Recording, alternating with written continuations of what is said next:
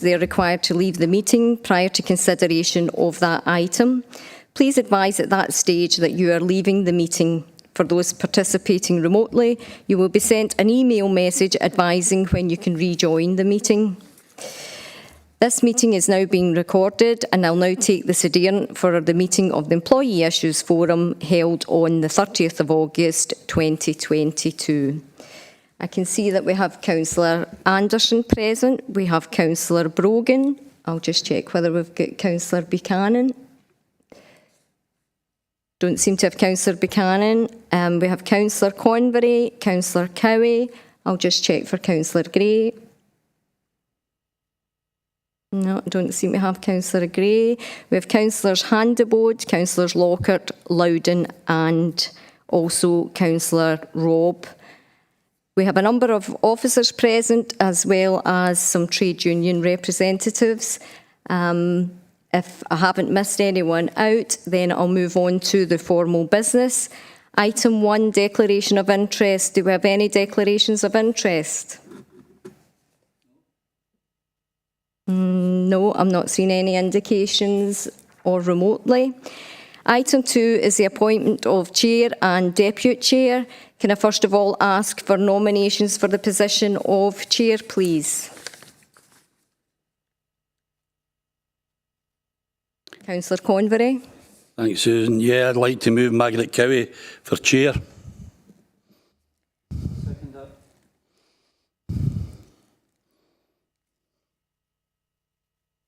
Okay, for those who perhaps never heard that, we have Councillor Cowie nominated by Councillor Convery and seconded by Councillor Brogan. Do we have any further nominations?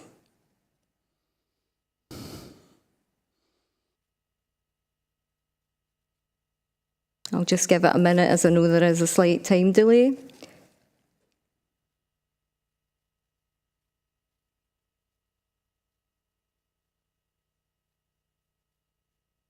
I can see no further hands up or nominations. If Councillor Cowie is happy to accept, then Councillor Cowie, you have been appointed as chair. Councillor Cowie, are you happy to move on to the appointment of deputy chair and seek nominations for that appointment? I'll just bring Councillor Cowie in.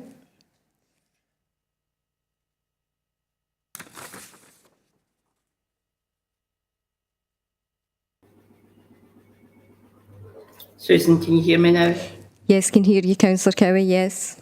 Yeah, I'm happy to accept that appointment. I do apologise for not being here in person, but the licensing committee went on a bit this morning and I didn't have time to get to council.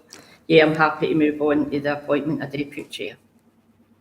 Okay, so seeking nominations for the appointment. We have Councillor Convery waiting to come in, so I'll activate his mic. Chair. Yeah, chair, I'd like to move Shailene Handibode.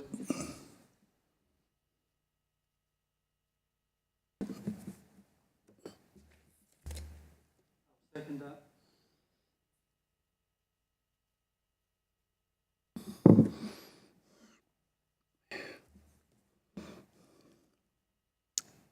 Just waiting for the chair to come back in.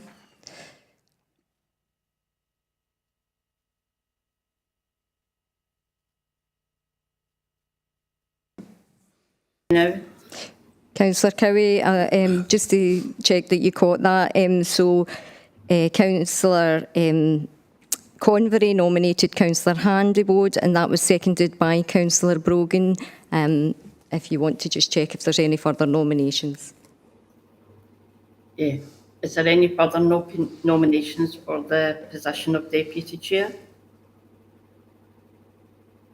And we'll just give a minute or two in case there's any delay for those remote.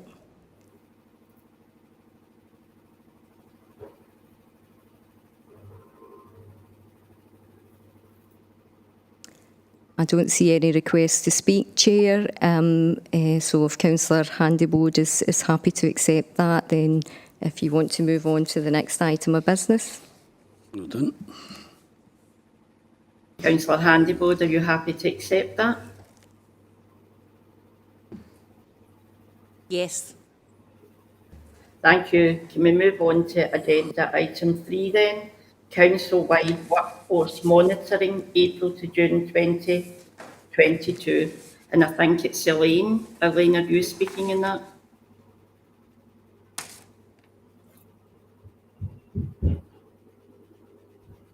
Chair, it's actually Kay, so we'll bring Kay in. Right. Thank I you. just need a wee bit of help since I'm in the house.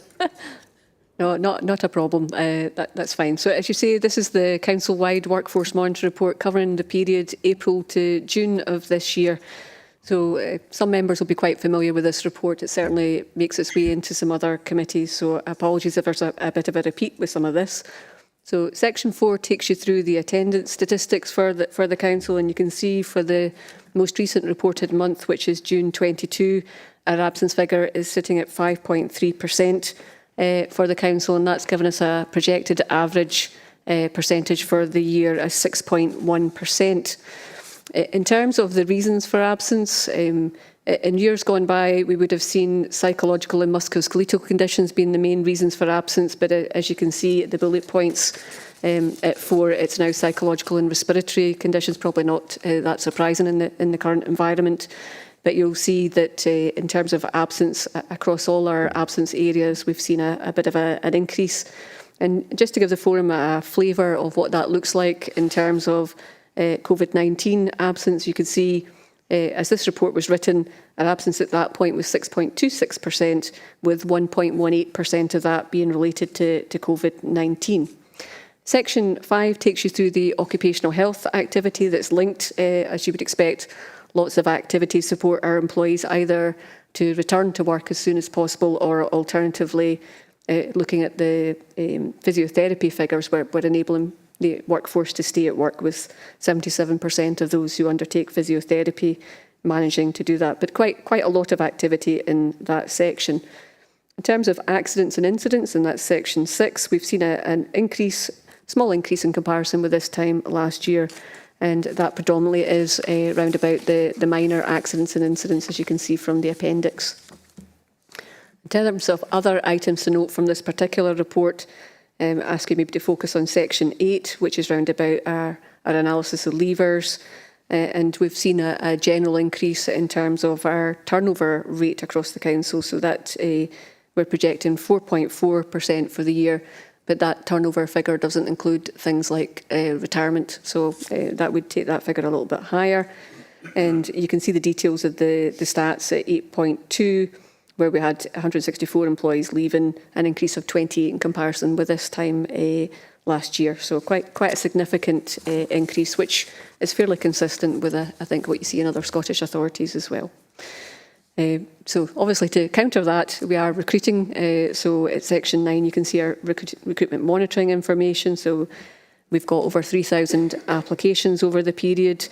I think doing reasonably well in terms of applicants from a disabled or black and ethnic minority background, better than we have been in terms of those that have been appointed, but unfortunately not managing to bring forward veterans in this category in order to be appointed. And just in terms of looking at the data around about that, with something like 50% of those invited to interview didn't attend. They had attended elsewhere and perhaps not let us know about it. So quite a small number. The others in that really not displaying the essential skills that were required for the particular post that they've applied for. So the report is for noting, and happy to take any questions. Thank you, Chair.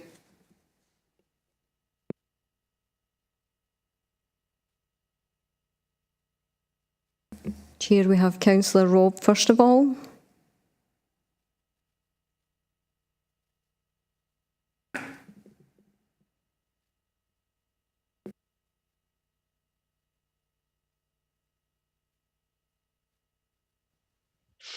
Thank you, Chair. Just out of interest, I noticed there was higher absences amongst housing, social work and community enterprise and resources staff. It was just to understand if that's what you usually expect being a first-time person to this meeting, and if there's any particular reasons for that nature of the work, just out of interest. Thank you. Kay, are you going to come back in that? Yeah, thanks, Chair. If you check in the appendices, you'll see there is a kind of historical look at each of the resources, so you'll get a feel for particular absences at times of the year. So there's a bit of a seasonality to some of our absences, for example. But you can see if things are a little out of kilter for particular resources. As I said at the start, we're seeing a general increase across all our absence categories at this point in time. So clearly from time to time we can have quite high respiratory absence, and that's generally related to how much COVID is circulating in a community. We did through the pandemic see a bit of a pattern in change, particularly around about psychological absence. So early on in the pandemic we actually did better than we'd anticipated in terms of psychological absence, but we're now seeing perhaps the duration of the pandemic and the stresses and strains that come with that beginning to show through in our psychological pattern. Other absences, as we know fine well, it's maybe taking health that little bit longer to recover. So it has meant that some of our absences are longer than they would have been more traditionally, as people have waited for intervention to assist. Yeah, as I say, we're back now with our physio and our psychological supports being back on track. So we should see an improvement in that area. Thanks. Thank you.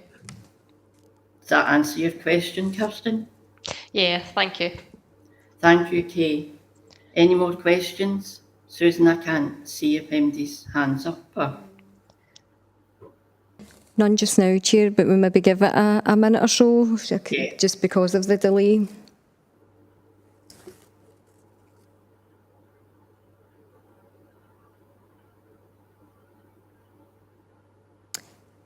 There's no further hands up, Chair. Thank you, Susan.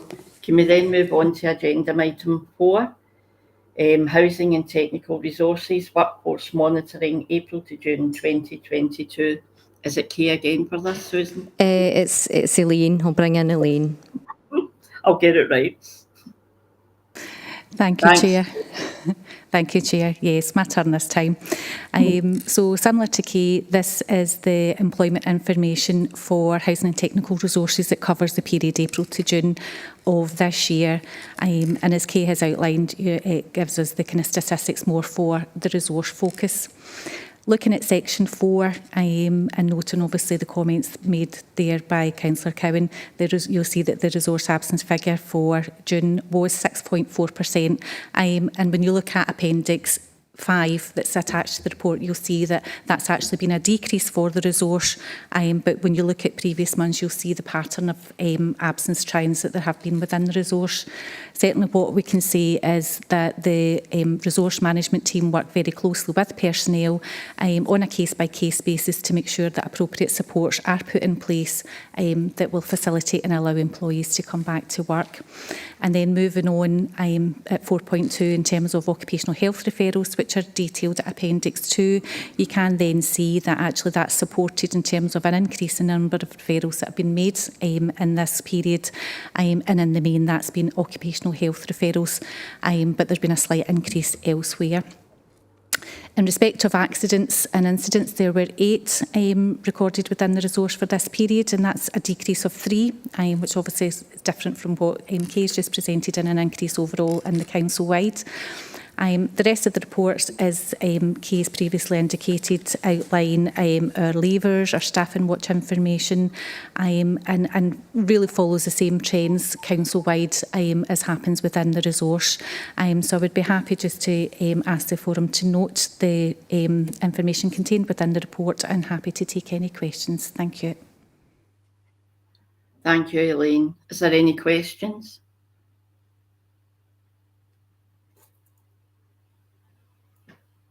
No one listed so far, Chair, but again, we'll just give it a minute or so.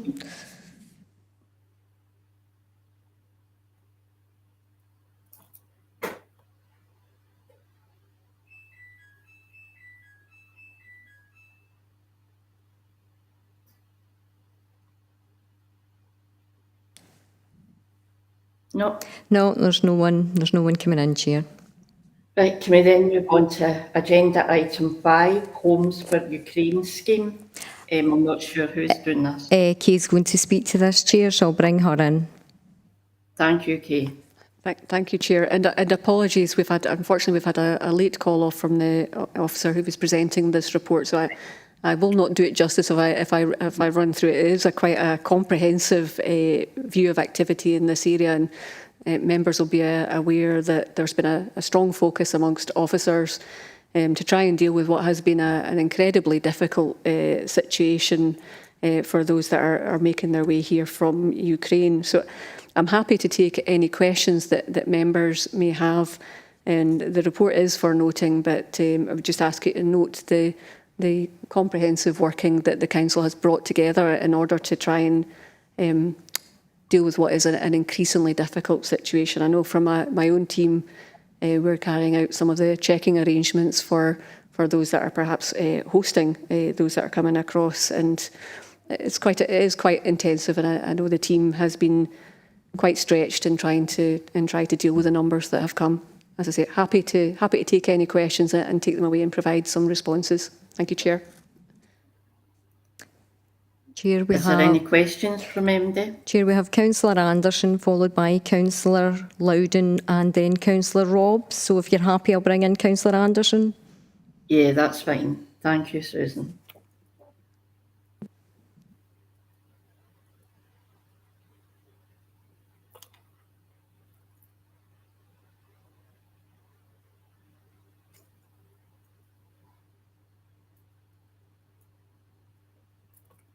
Can you hear me? Yeah, Yes. John, we Aye. can hear you. Kate probably won't be able to answer us. It's unfortunate the officer's not here. And it's regarding the response times to inquiries from the Homes for Ukraine Department. I have a constituent who contacted me and he's looking for information on the host payments. Now, he's emailed the department on the 13th of July, the 2nd of August, the 9th of August, and the 26th of August. And I emailed on the 26th of August, I know that's a Saturday, and there's been no response. I'm just wondering why there's such a delay in responding to this constituent regarding the host payment. So maybe if Kay could speak to the officer, maybe even to contact me, because I don't even know who the direct officer is that deals with it. I've not had even a holding response from the department. So maybe Kay could look into that and update me on it, please. Thank you. Kay, could you get an answer for Councillor Anderson and pass that on and get a response? Certainly happy to do that, Councillor Anderson, and if you just forward the email that you've sent, and I'll make sure there's an officer comes back to you. Okay, thank you. Thank you, Kay. Is it Councillor Loudon next? It is, Chair, I'll bring it in. Thank you.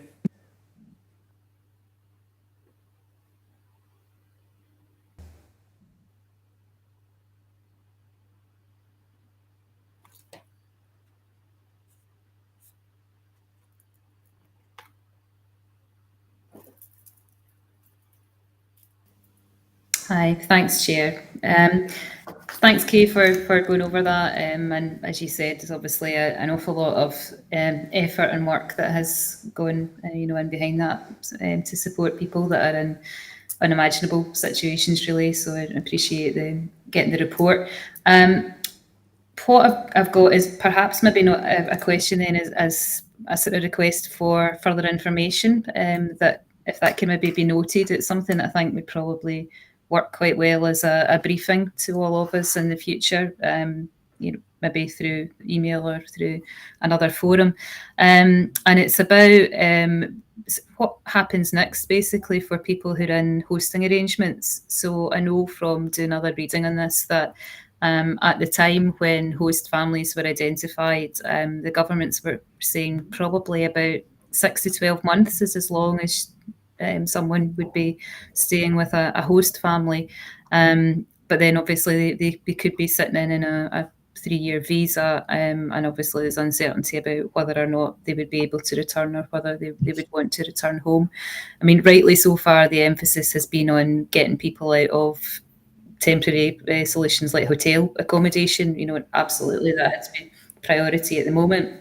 I just wondered what consideration is given to what I see is probably the sort of next phase here for people who have been living with families, individuals in homes, in terms of support for them.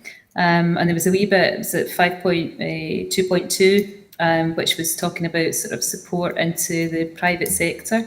And I thought it'd be useful if we could have a bit more information about what that might actually look like for people in the future as well, because I'm sure it's something that will come across our desks. Thanks, Chair, and thanks, Kay, for going over it. Thanks, Councillor Loudon. Kay, do you want to come back in that? I mean, that maybe is something we could do a presentation on to give us further information.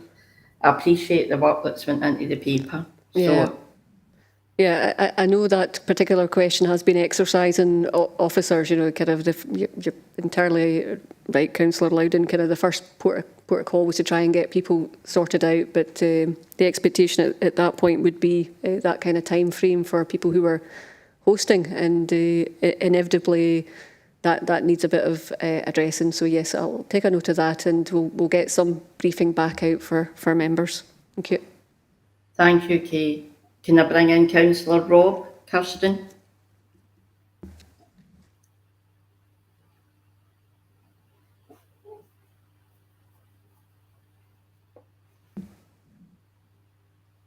Thank you. Can you hear me okay? Yeah. Thanks. Maybe a wee follow-up from that, just noticing the huge challenge out of, is it 445 nationals, or Ukrainian nationals were in hotels, but only 25 families have been rehoused. That's still an enormous challenge, isn't it? Are you able to find out if how many hosts are still available then, and if there's more publicity required to get more hosts so that people can get out of hotels? I know housing is a huge challenge. That was the first thing. The second thing was maybe to understand a bit more about the relationship with mayors in the hotels as well. Because it said that housing and technical resources that were looking after the people in the hotels, but I understand that there's also a contract with mayors, but I don't know if that's Ukrainians or Syrians, or it was just to clarify the relationship there. I haven't heard brilliant things about mayors and the support they give to refugees, so it was just to understand a bit more about that. Thank you. Thanks, Kirsten. Kay, do you want to come back in? Yeah, happy to get an update for Councillor Rob on that particular item. But I do know from my own interactions with the team, they're very much focused on making sure people get a quality experience. That the team are well versed in having looked after Syrian refugees, and that has we've had presentations before to Fora round about that. That's gone down really well in terms of the level of support. So they're trying to do exactly the same arrangements for people coming from Ukraine, who are obviously also arriving quite traumatised by what has been going on in their country and how they've got here. So yeah, I'll get an update on that particular the contract situation from Housing and Tech. Thank you. Thank you, Kay. Any more? I can't see any more. There's no further questions. requests, Chair, no. Right. Moving on to the next agenda item, which is item 6, urgent business. As far as I'm aware, there's no items of urgent business. Am I right, Susan? Keep me right. That's correct, Chair. None intimated, no. Great. Well, just thank you everybody for your attendance. Hopefully next time I'll make it in. It'll be a lot easier. So thank you very much, and I'll end the meeting now. Thank you. Thank you, Chair.